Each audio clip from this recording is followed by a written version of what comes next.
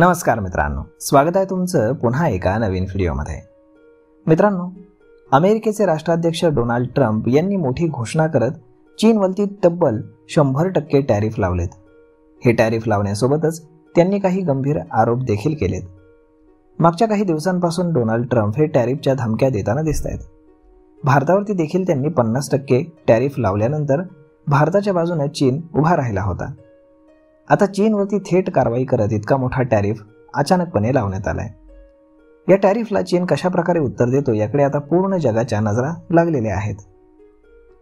अमेरिकेने लावलेल्या टॅरिफ नंतर भारत आणि चीनमधील जवळीकता जास्त वाढल्याचं पाहायला मिळालंय। दोन्ही देशांमध्ये महत्त्वाचे काही करार देखील झालेत। चीन देखील अमेरिकेच्या विरोधामध्ये कडक भूमिका घेण्याच्या आता तयारीमध्ये आहे। अमेरिकेने चीनवरती लावलेल्या टॅरिफची अंमलबजावणी ही 1 नोव्हेंबर 2025 पासून होईल। या टॅरिफचा परिणाम चीनच्या अनेक उद्योगांवरती थेटपणे होऊ शकतो। चीनने दुर्मिळ पृथ्वी खनिजांच्या निर्यातीवरती वाढत्या निर्बंधांना प्रतिसाद म्हणून अमेरिकेने ही कारवाई केल्याचा दावा डोनाल्ड ट्रम्प यांनी केलाय। चीनने दुर्मिळ पृथ्वी खनिजांची निर्यात बंद केली, यामुळे कोट्यवधींचं नुकसान अमेरिकेचं होत आहे। डोनाल्ड ट्रम्प यांनी म्हटलंय की चीनला जगावरती कब्जा करण्याची परवानगी देता येणार नाही। बऱ्याच दिवसांपासून ते जगावरती राज्य करण्यासाठी योजना तयार करतायत।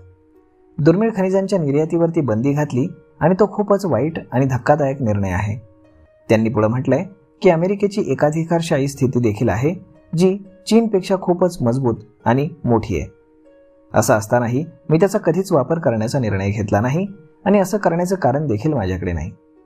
त्यांनी पाठवलेलं पत्र खूप मोठं आहे।